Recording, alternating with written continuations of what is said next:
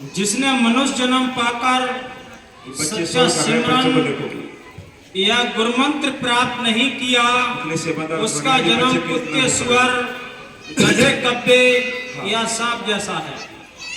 वास्तव में वह महाअभागा है। जिस तरह पशु खा पी कर उम्र गुजार गए, इसी तरह इसने भी गुजार दी। सच्चा सिमरन और कर्म धर्म आदि किसी सच्चे साधु के बताए हुए सतगुरु के हुक्म के सिमरन और दूसरे कर्म धर्मों का मुकाबला करते हुए गुरु अर्जुन साहिब फरमाते हैं कि जब किसी पर बहुत मुश्किल बन जाए, कोई सहायता ना दे, शत्रु पीछे पीछे फिरते हों, मित्र और रिश्तेदार सब साथ छोड़ जाएं, सब आश्रय टूट जाएं और कोई ओट ना रहे, यदि उस समय मालिक का सिमरन किया जाए तो इसको तत्ती गर्म हवा यानी लू भी नहीं लग सकती। वह मालिक बेसहारों का सहारा है, सदा अटल है, परंतु सतगुरु के बख्शे हुए नाम द्वारा जाना जाता है। सतगुरु के बख्शे हुए नाम द्वारा जाना जाता है। मालिक तो दुनिया में है, लेकिन इसको जानने का, पाने का तरीका संतों के हाथ है। जब तक संत नहीं मिलते तब तक कुछ नहीं बनेगा। हाँ जी।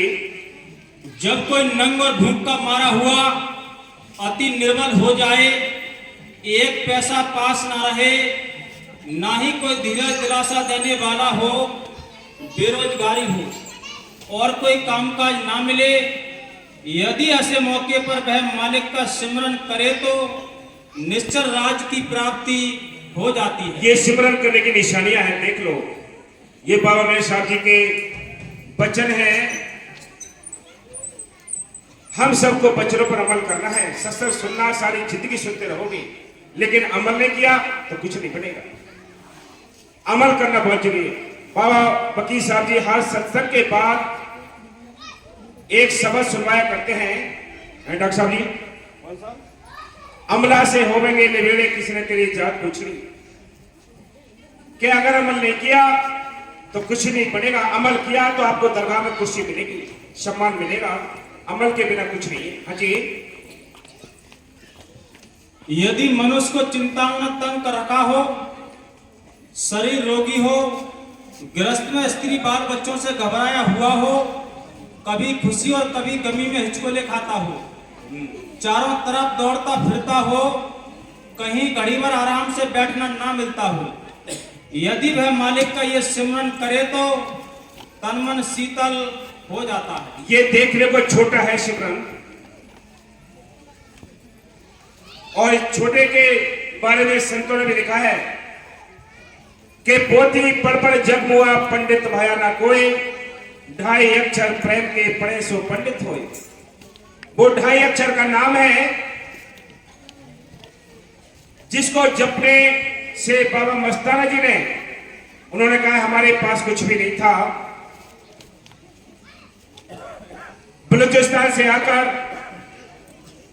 हिंदुस्तान में कुछ भी साथ लेकर नहीं आए, कोई इलाके की बोली भी नहीं जानता, कोई समझ में भाषा आती नहीं, लेकिन उस 2.5 अक्षर के जो गुरुमंत्र है, जो नाम है, उसने इतना खजाना खोल दिया, सोना चांदी नोट गोल्ड सब कुछ लुटाया, कभी नहीं आई। आज बाबा फकीर साहब जी 20 लाख रुपए, 20 लाख 50 लाख रुपए रोज के बांटते हैं। क्या कमी आती है? लेकिन ये भरम भी था। एक दिन अभी मैं बाबा जी से मिलने गया, बाबा जी ने ऊपर बुला लिए थे, छोटी सी कोठरी है, बाबा जी सबको देखा होगा किसने।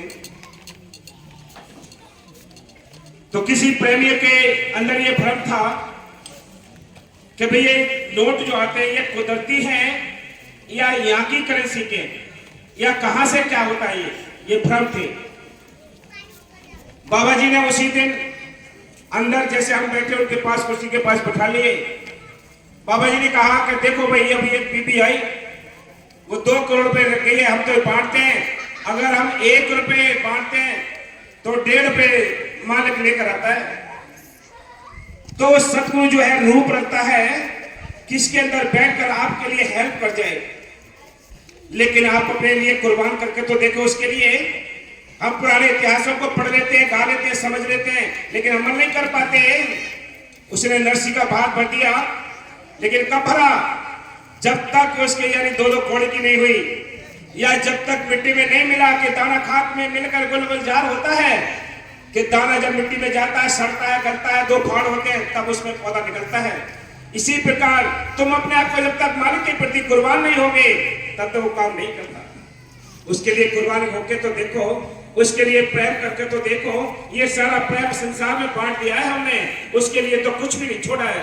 हाँ जी, यदि मनुष्य काम, क्रोध और मोह के बस में आ गया हो, कंजूसी की वजह से लोभ से अति प्यार हो गया हो, चारों किस्म के पाप में चोरी करना, शराब पीना, परस्त्री गमन और ब्रह्म हत्या में प्रवृत्त हो गया हो, दूसरों की तबाही के लिए राक्षस बुद्धि बन गया हो, और कभी किसी धर्म पुस्तक का कोई वचन भी ना सुनता हो, यदि वह क्षण मात्र भी सच्चे दिल से यह सिमरन करे तो उसका निस्तारा हो जाता है। इसके उलट यदि किसी ने शास्त्र स्मृतियों और चारों वेदों को जवानी याद कर